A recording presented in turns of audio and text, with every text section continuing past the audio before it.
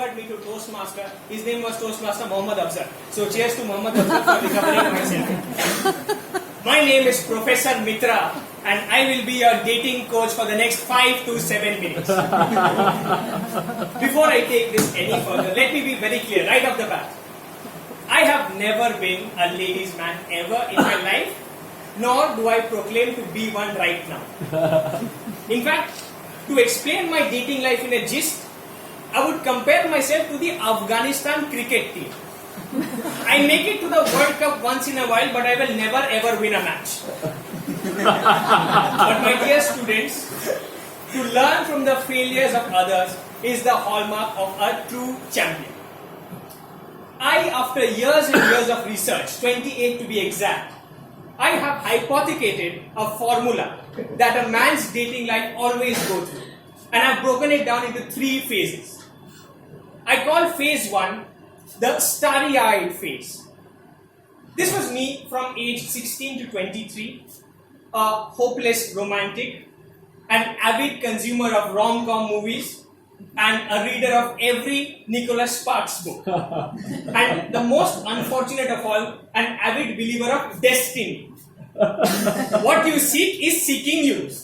The whole universe is inside of you.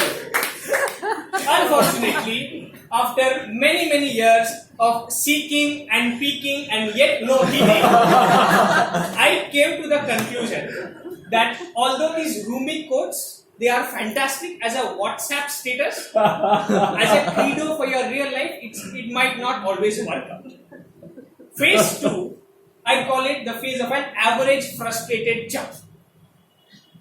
Now, this is where you will experience some of the most humiliating experiences of my life.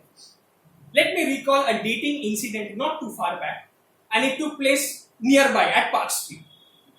So, I was really into this girl, and after a lot of persuasion, I had managed to get one coffee date with her. I thought long and hard, which venue should I pick that will have the right ambience and we can have the right kind of conversation. So after 2 days of brainstorming, I came up with the pocket-friendly Oxford bookstore at Park Street. Because I wanted to give off, a book reader vibe or nerd kind of vibe, something she's not used to. But as fate would have it, 15 minutes before our date was supposed to start, she changed the venue. She threw a curved ball at me. The venue, which was earlier Oxford Bookstore Park Street, it now turned into Spencer's Grocery Store Park Street. There I had the distinct pleasure of holding her shopping cart while she shopped for her favorite pasta. So when she went home, she had her favorite pasta in her bag, and behind me, it was me, Akhri Pasta from the movie Houseful. And the final phase, phase 3, I call it the evolution of a DTM. This is when you become a DTM, a desperate toastmaster. So much frustration that your single starts to show in everything that you say or you do. Let me tell you one thing. If you want to navigate successfully in the dating circles, always remember it's a very sexist world. It's a very sexist world that we live in. If a girl is single, people say, oh my God, she's so brave and she's working on herself. And if a guy is single at 28, he is labeled as a desperate toastmaster. Fair enough, I'm happy to take that also. But let me tell you something, I want to help you out. I want to help you out, not make my mistakes, and to navigate the dating scene easier and help you choose your targets more easily. I present to you an equation formulated by me, more important than the theory of relativity. I call it the Mitra's hot, crazy matrix. Pay close attention and take snaps if you need to. This, my dear students, is the matrix. It's quite simple.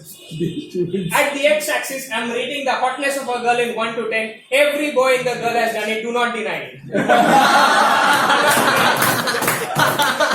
On the y-axis, I am rating the crazy of a girl. It's from 5 to 10. 5 because, let's face it, every girl in this world is at least a 5 crazy. If you don't believe me, if you want to argue with me, just open KTM Chill and read the messages from yesterday. What you need to do is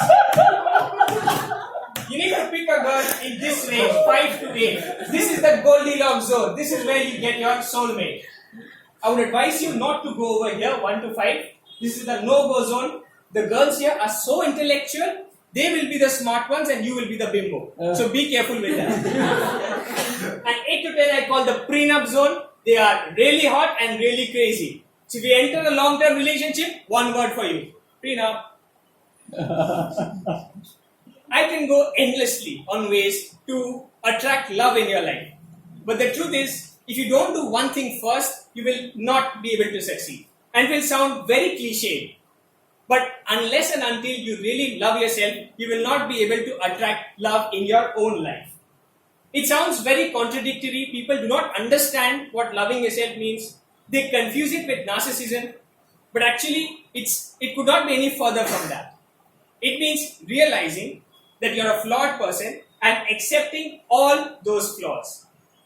This chart, this rating, which judges girls on their looks, it's completely superficial, stupid, and made by a stupid person like me.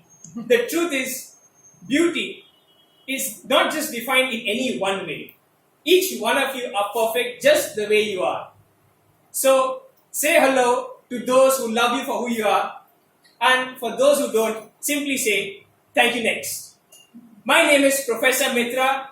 Ladies, if you are feeling my vibe, you can call me Professor McLuvin's. And this has been my long lecture on love. I hope you find your love very soon. Peace.